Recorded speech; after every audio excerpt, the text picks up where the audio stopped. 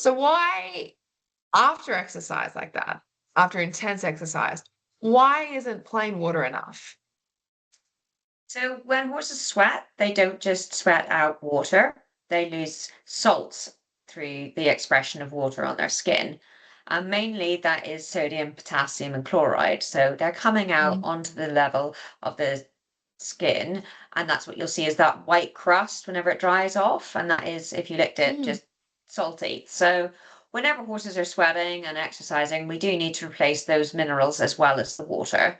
Whenever we give them plain water, obviously it doesn't contain all of those minerals. If you drink any tap water, you'll know it's not salty. So that's where we need to Mm. add it in. Horses are really difficult to try and get plain electrolytes in. If you just put it in their water and put it in the stable, they won't naturally go and drink that up unless they've had some training towards it and to really help them rehydrate. So the principle of a mash is that it's a really palatable way to get the horse to consume those electrolytes in, and obviously they're getting the water at the same stage because it's a wet, slurpy meal. It's going to help re-stabilize the water losses as well as adding in those electrolytes. The electrolytes, once they're in the body, will help stimulate the thirst response, and then that will get the horse drinking more water in its stable or at its float whilst it's recovering post-exercise. So that's why we put it in at those levels to try and get those horses rehydrated.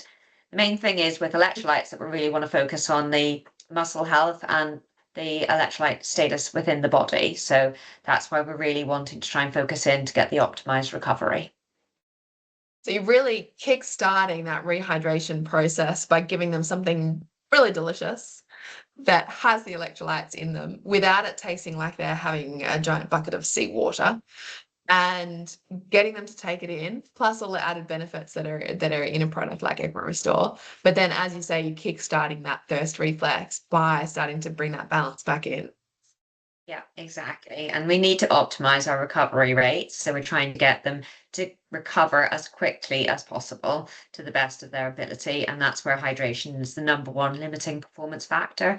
And many studies reflect Mm. that. So we really want to come in with our electrolytes and our water to begin with as the first line of defense to get those horses back into their routine and back up into their normal levels.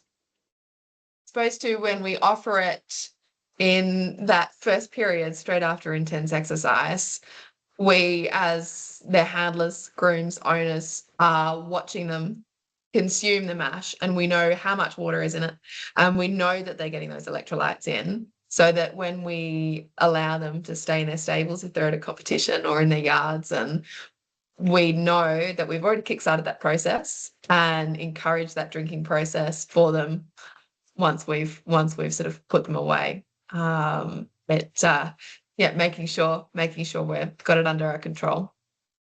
It's really hard with some horses when they travel, they don't drink so well. So it's really trying It's to very true. engage that and get them drinking. So it's dual purpose. We're going to have a wet meal that they're very used to because they're having it at home before they go away. And then once they're away, they can increase the amount of times that they're having that, but it's really going to help boost their hydration.